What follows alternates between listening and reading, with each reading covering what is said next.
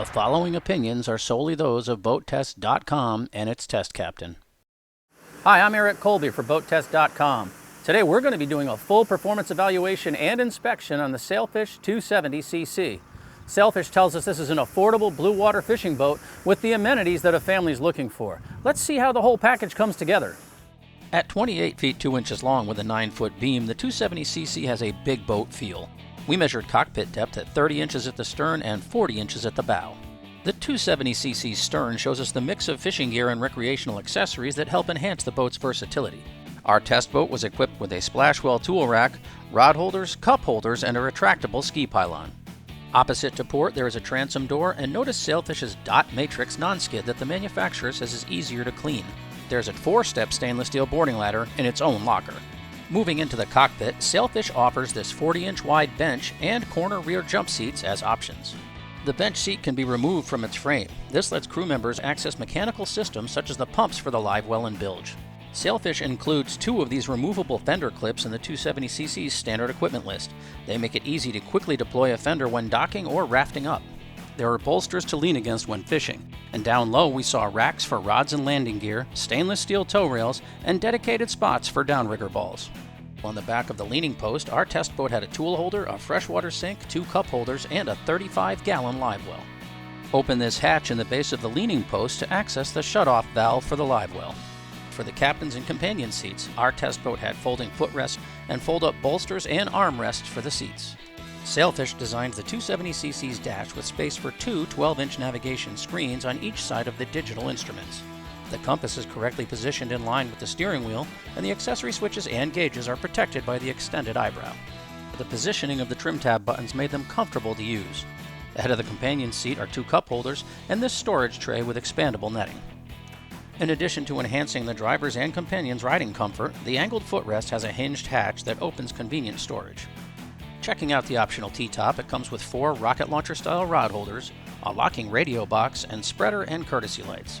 As we move forward on the 270cc's port side, the door is a bifold so that it can be wide to ease entry to the head, but still clear the outboard gunnel.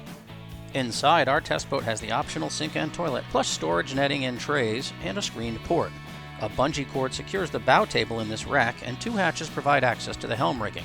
Positioned so they can be reached from the cockpit, the battery switches are just inside the door. On the front of the console, the standard Yeti cooler and the fixed backrest provide an additional seat.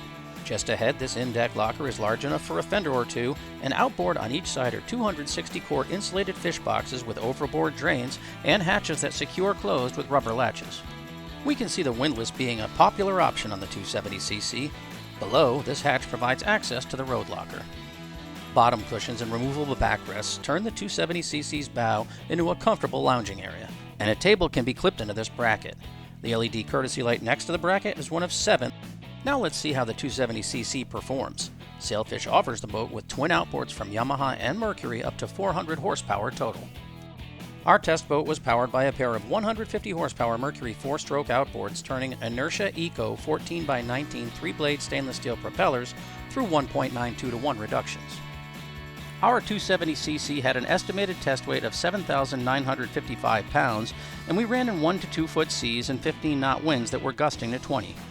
We hit a top speed of 46.9 miles per hour at 5,500 RPM and found our best cruise at 3,500 RPM, where the boat ran 27 miles per hour and burned 9.8 gallons per hour, giving her a range of 466 miles with 10% of the boat's 188-gallon fuel capacity in reserve.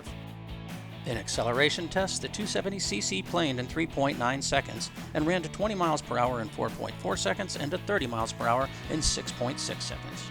Like all Sailfish models, the 270cc rides on the company's variable degree stepped bottom that has a sharp deadrise and small pad at the keel. The V-shape flattens out a couple of degrees at the chine.